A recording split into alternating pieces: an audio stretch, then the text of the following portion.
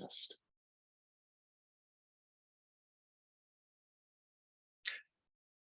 Well, hey everybody. Today we are going to talk about the Voting Rights Act of 1965. I am going to do a screen share here, and we are going to begin. So the Voting Rights Act of 1965 is one of the most important pieces of voting legislation in American history. Today we're going to talk about why we needed it, and we're going to talk about what it did, and then we're going to end with why it's still important today. So prior to the Voting Rights Act of 1965, racial discrimination amongst voting laws was pretty rampant, especially in the South.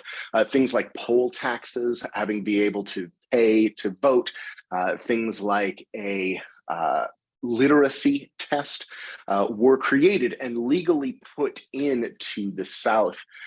These practices were specifically designed to keep non-white voters from voting in the South.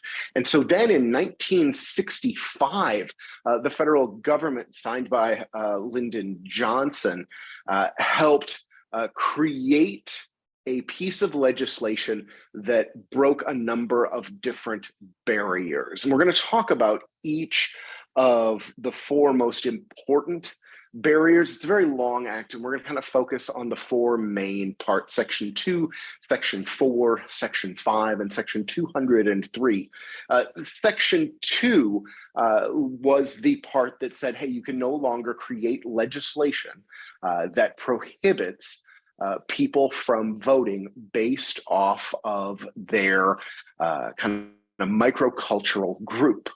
Important with that became Section 4, and Section 4 set up the concept that if you had done this in the past as a state or as a local government, there was more oversight of you. Think about this as a trust concept, where it's like, well, if we prove that you've been discriminatory in the past, we're going to watch you more to make sure that you're not still discriminating now that it's illegal. Section 4 and Section 5 are very tightly wound together. We're going to talk about why that's important in just a bit, because Section 5 allowed the opportunity for the federal government to have very strong oversight over these states and these counties where the discriminatory practices were occurring. Let's say, for example, that a county in southern Alabama had created a literacy test where you had to read in order to be able to vote.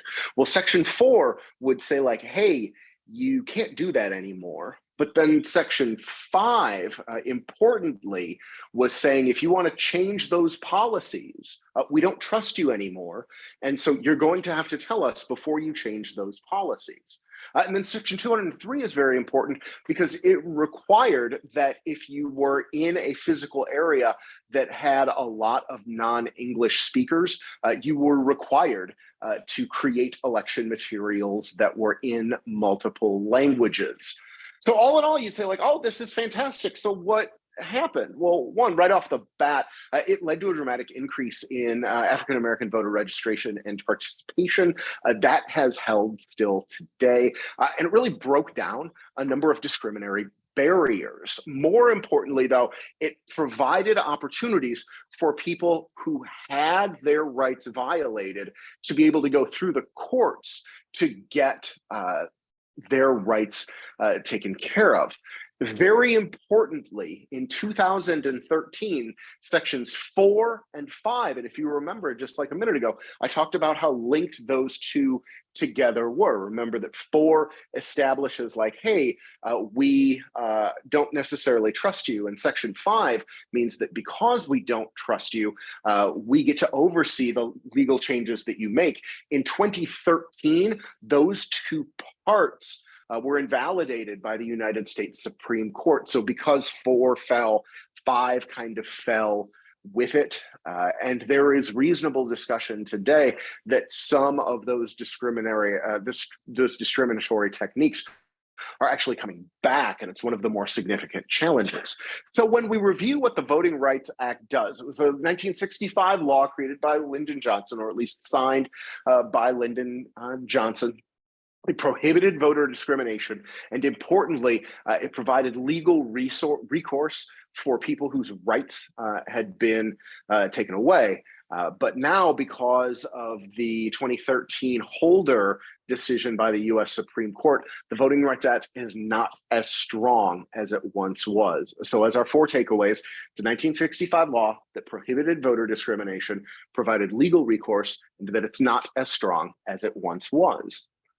So when we talk about the importance of this act, we can see that it was in retaliation to some pretty awful techniques that it did a really effective job, but that it's not as strong as it once was. I hope you guys have the best of days, and we're going to go back to more of these videos for other important legislation and other important court cases here in the history of election administration.